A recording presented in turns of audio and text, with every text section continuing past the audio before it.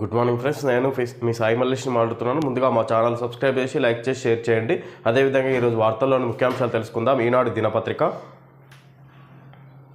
Cyber బాధితులకు golden అవరే, నేరం జరిగిన గంటలోపే ఫిర్యాదుతో డబ్బు భద్రం. రాష్ట్రంలో ఈ ఏడాది ఇప్పటి వరకు 100 కోట్ల రికవరీ. కీలకంగా పనిచేస్తున్న I4C.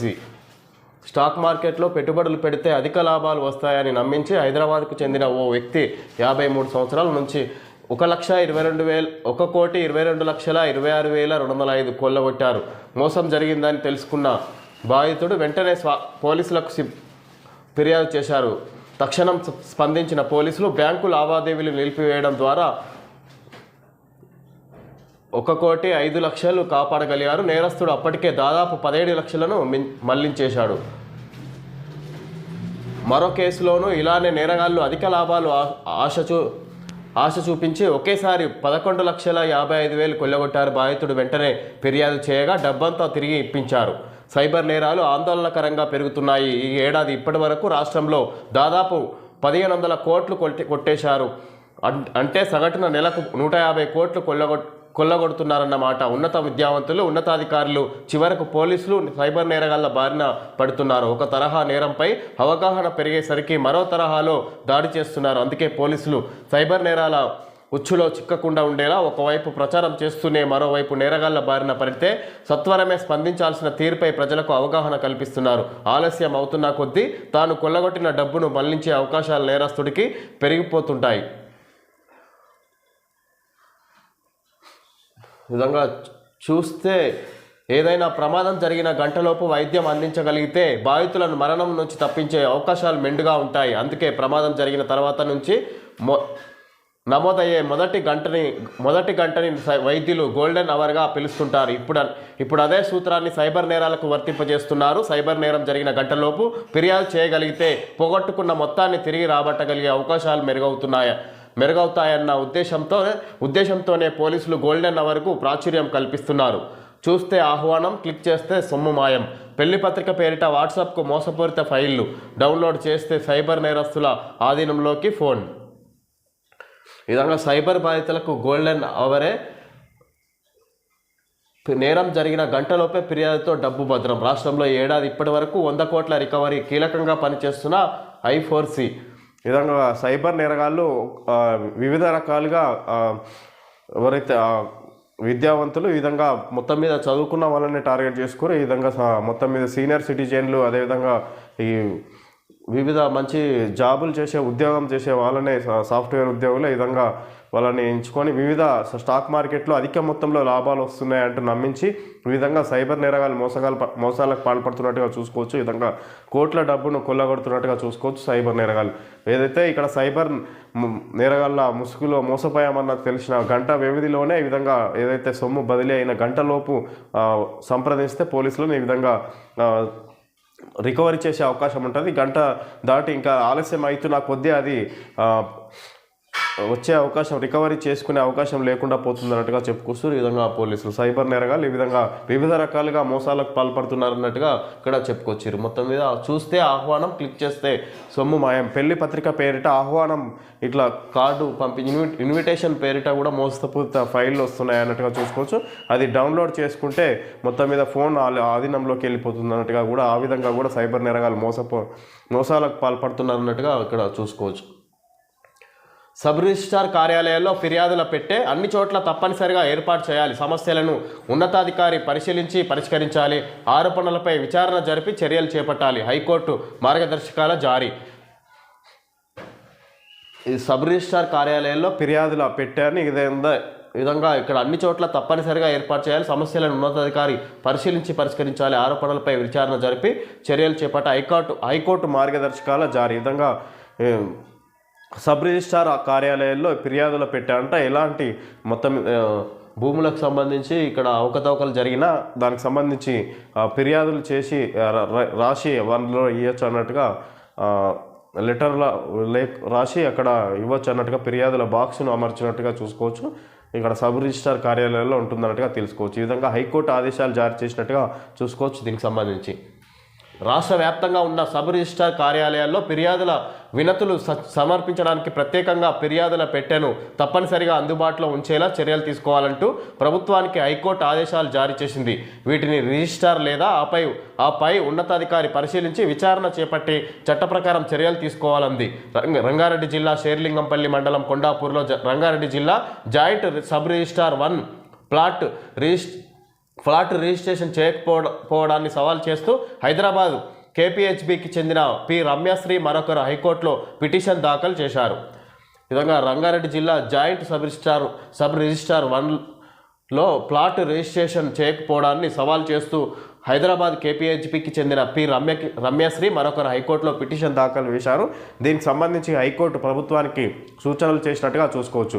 ఏదైతే ఈ విధంగా ఫ్లాట్లకు సంబంధించి భూములకు సంబంధించి రిజిస్ట్రేషన్లో మోసాలు జరుగుతున్నాయో దానికి సంబంధించి సబ్ రిజిస్ట్రార్ కార్యాలయాల్లో ఫిర్యాదులను సమర్పించుకోవడానికి ఒక బాక్సును ఏర్పాటు చేయాలన్నట్టుగా ఇక్కడ హైకోర్టు ప్రభుత్వానికి ఆదేశాలు జారీ చేసినట్టుగా చూసుకోవచ్చు. ప్రతిరోజు కొత్తదనం కోసమే నా ఆరాటం. ఈనాడు ప్రారంభించిన రోజు, అది నవంబర్ 1గా నిలిచిన రోజు. ప్రతిరోజు కొత్తదనం కోసమే నా ఆరాటం. ఈ క్రమంలో చేపట్టే ప్రయోగాలు ఒక్కోసారి విఫలం కావచ్చు, అయినా సరే అదే నా విధానం. రామోజీరావు. విధంగా ప్రతిరోజు కొత్తదనం కోసమే నా ఆరాటం. ఈనాడును ప్రారంభించిన రోజు, అది నవంబర్ 1గా నిలిచిన రోజు. ప్రతిరోజు కొత్తదనం కోసమే నా ఆరాటం. ఈ క్రమంలో చేపట్టే ప్రయోగాలు ఒక్కోసారి విఫలం కావచ్చు, అయినా సరే అదే నా విధానం. రామోజీరావు. విధంగా ఆయన ఈరోజు జన్మదినం సందర్భంగా ఆయన కొటేషన్ ఏదైతే ఫాలో అయిందో అది ఇక్కడ ఇచ్చినట్టుగా చూసుకోవచ్చు ఆయన మాటల రూపంలో. ఈ విధంగా నవంబర్ 1 రోజే ఈనాడును ప్రారంభించిన రోజు అన్నట్టుగా ఏదైనా నాకు కొత్తదనాన్ని చూపించడమే.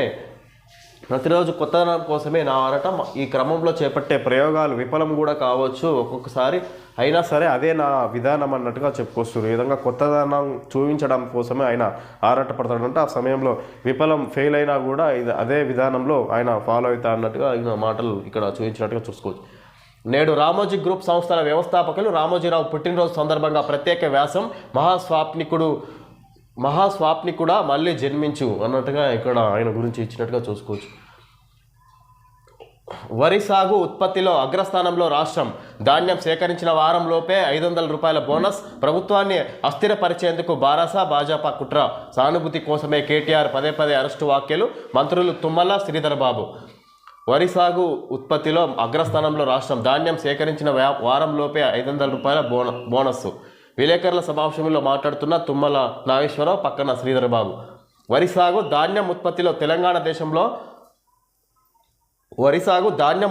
తెలంగాణ దేశంలో అగ్రస్థానంలో నిలిచిందని, పంజాబ్, హర్యానాలను అధిగమించిందని రాష్ట్ర వ్యవసాయ పరిశ్రమల శాఖల మంత్రులు తుమ్మల నాగేశ్వరరావు, దుద్దిళ్ల శ్రీధరబాబు తెలిపారు. గతంలో 1,46,00,000 టన్నుల ధాన్యం దిగుబడి రాగా ఈ ఏడాది 66.77 లక్షల ఎకరాల్లో 1,53,00,000 టన్నులు వచ్చిందన్నారు. ప్రభుత్వాన్ని అస్థిరపరిచేందుకు భాజపా కలిసి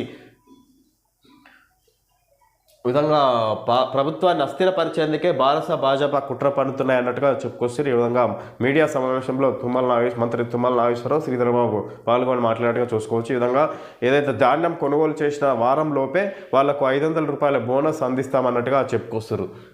ఈ విధంగా సానుభూతి కోసమే కేటీఆర్ పదే అరెస్టు వ్యాఖ్యలు. మంత్రులు తుమ్మల. వరి సాగు ఉత్పత్తిలో అగ్రస్థానంలో రాష్ట్రం. దేశంలో వరి సాగు ధాన్యం ఉత్పత్తిలో తెలంగాణ రాష్ట్రము అగ్రస్థానంలో నిలిచిందన్నట్టుగా చెప్పుకొస్తారు. పంజాబ్, హర్యానాలను అధిగమించిందని రాష్ట్ర వ్యవసాయ శాఖ పరిశ్రమల శాఖ మంత్రి తుమ్మల నాగేశ్వరరావు, దుద్దిళ్ల శ్రీధరబాబు తెలిపారు. ఈ విధంగా గతంలో 1,46,00,000 టన్నుల ధాన్యం దిగుబడి రాగా ఈ ఏడాది 66.77 లక్షల ఎకరాల్లో 1,53,00,000 టన్నులు వచ్చిందన్నారు. ప్రభుత్వాన్ని అస్థిరపరిచేందుకు ఈ విధంగా ఈసారి ఇంకా గతంలో కంటే ఈ విధంగా ఈసారి ఇంకా ధాన్యం పంట ఎక్కువ పండించారు మన రాష్ట్రంలో అన్నట్టుగా చెప్పుకొచ్చారు ఇక్కడ మంత్రులు శ్రీధరబాబు, వాళ్ళ నాగేశ్వరరావు. ఈ విధంగా ఇంత ముందుకు హర్యానా పంజాబ్లోనే వరి అధికంగా ధాన్యం పండించే వాళ్ళు. ఈ విధంగా మన ఇప్పుడు తెలంగాణ వాటిని అధిగమించింది అన్నట్టుగా చెప్పుకొస్తారు. ఈ విధంగా మీడియా సమావేశంలో మంత్రులు. లగచర్ల రైతులపై 3rd డిగ్రీ. వారి చేతులు కాళ్ళు కమిలిపోయాయి. ప్రైవేటు వ్యక్తులు కాంగ్రెస్ నాయకులతో కలిసి పోలీసుల దాష్టీకం. పేదల భూముల్ని సీఎం రేవంత్ కొల్లగొడుతున్నారు. కేటీఆర్ ధ్వజం. కష్టపడి సాధించుకున్న తెలంగాణలో పేదల భూములను సీఎం రేవంత్ రెడ్డి రాబందులా కొల్లగొడుతున్నారని భారత కార్యనిర్వాహక అధ్యక్షుడు కేటీఆర్ ఆరోపించారు. మీ సీఎం పదవి శాశ్వతం కాదు, ఢిల్లీ వాళ్లకు కోపం వస్తే ఆ పదవి. మీడియా సమావేశంలో మాట్లాడుతున్న కేటీఆర్ పక్కన వివేకానంద గౌడ్, మాణిక్ రావు, రవీంద్ర నాయక్, అనిల్ జాదవ్, శ్రీనివాస్ గౌడ్, సత్యవతి రాథోడ్ తదితరులు. విధంగా లగచర్ల రైతులపై 3rd డిగ్రీ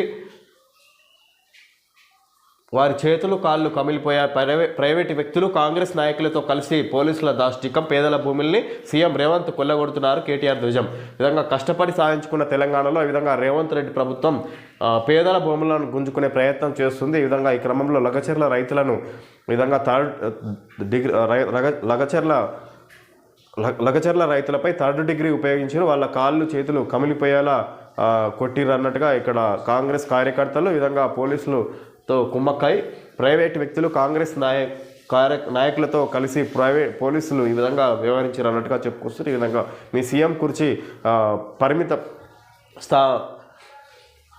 సీఎం కుర్చీ ఇది శాశ్వతం కాదు, ఇది ఢిల్లీ పెద్దల చేతుల్లో ఉంది, వాళ్ళ కోపం వస్తే కన్నెర్ర చేస్తే ఎప్పుడు దిగిపోతావు ఆ పదవి నుంచి అన్నట్టుగా సీఎం రేవంత్ రెడ్డిని ఉద్దేశించి మాట్లాడుతున్నట్టుగా చూసుకోవచ్చు కేటీఆర్. ఈ విధంగా మీడియా సమావేశంలో మాట్లాడేట్టుగా చూసుకోవచ్చు ఇక్కడ లగచర్ల రైతులకు ఉద్దేశించి. రాష్ట్ర ప్రభుత్వ పాలనపై ఏఐసీసీ సంతృప్తి, దేశానికి రోల్ మోడల్ కాబోతున్నారని రాహుల్ గాంధీ చెప్పారు. ఈనాడు ఈటీవీతో పీసీసీ అధ్యక్షుడు మహేష్ కుమార్ గౌడ్ రాష్ట్ర ప్రభుత్వ పాలనపై అఖిల భారత కాంగ్రెస్ కమిటీ ఏఐసీసీ సంతృప్తిగా ఉందని పీసీసీ అధ్యక్షుడు మహేష్ కుమార్ గౌడ్ చెప్పారు. ఇటీవల కులగణన సదస్సుకు రాహుల్ గాంధీ హైదరాబాద్కు వచ్చి తిరిగి వెళ్తున్న సమయంలో సీఎం రేవంత్ రెడ్డితో నాతో విడివిడిగా మాట్లాడుతూ ఈ దేశానికి మీరు రోల్ మోడల్ కాబోతున్నారు అని చెప్పారని ఆయన వివరించారు. తెలంగాణలో కాంగ్రెస్ అధికారంలోకి వచ్చే నెల ఏడాది పూర్తవుతున్న సందర్భంగా విజయోత్సవాలు నిర్వహించాలని ప్రభుత్వం నిర్ణయించింది. విధంగా రాష్ట్ర ప్రభుత్వ పాలనపై ఏఐసీసీ సంతృప్తి, దేశానికి రోల్ మోడల్ కాబోతున్నారని రాహుల్ గాంధీ చెప్పారు. ఈనాడు ఈటీవీతో పీసీసీ అధ్యక్షుడు మహేష్ కుమార్ గౌడ్ మాట్లాడినట్టుగా చూసుకోవచ్చు. ఈ విధంగా ఇక్కడ రాష్ట్ర ప్రభుత్వ పాలనపై అఖిల భారత కాంగ్రెస్ కమిటీ ఏఐసీసీ సంతృప్తిగా ఉందని పీసీసీ అధ్యక్షుడు మహేష్ కుమార్ గౌడ్ చెప్పారు. ఇటీవల కులగణన సదస్సుకు రాహుల్ గాంధీ హైదరాబాద్ వచ్చి తిరిగి వెళ్తున్న సమయంలో సీఎం రేవంత్ రెడ్డితో నాతో విడివిడిగా మాట్లాడుతూ ఈ దేశానికి మీరు రోల్ మోడల్ కాబోతున్నారని చెప్పారని ఆయన వివరించారు. తెలంగాణలో కాంగ్రెస్ అధికారంలోకి వచ్చే నెల 7కి ఏడాది పూర్తవుతున్న సందర్భంగా విజయోత్సవాలు నిర్వహించాలని ప్రభుత్వం నిర్ణయించింది. ఈ విధంగా సంవత్సరం గడిచిన ప్రభుత్వం అధికారంలోకి వచ్చి కాంగ్రెస్లో పార్టీ అధికారంలోకి వచ్చి సంవత్సరం పూర్తవుతున్న సందర్భంగా విజయోత్సవాలు నిర్వహించాలని ఈ విధంగా మీడియా సమావేశంలో ఏఐసీసీ అధ్యక్షుడు మహేష్ కుమార్ గౌడ్ మాట్లాడుతున్నట్టుగా చూసుకోవచ్చు. ఈ విధంగా కులగణన సదస్సుకు వచ్చిన రాహుల్ గాంధీ ఈ విధంగా సీఎం రేవంత్ రెడ్డితో నాతో విడివిడిగా సమావేశమై చెప్పుకొచ్చారు. ఆయన మాట్లాడారు. ఈ విధంగా మీరు దేశానికే రోల్ మోడల్గా కాబోతున్నారన్నట్టుగా ఆయన ప్రభుత్వాన్ని మెచ్చుకున్నారన్నట్టుగా చెప్పుకొస్తారు. ఈ విధంగా కాంగ్రెస్ ప్రభుత్వం గురించి 4000 మహిళా సంఘాలకు సౌరశక్తి, ఒక్కో సంఘానికి ఒక్కో మెగావాట్ ప్లాంట్ లీజుపై 4 ఎకరాల భూమి, 90% బ్యాంకు రుణం. అధికారులకు ఉప ముఖ్యమంత్రి బట్టి ఆదేశం.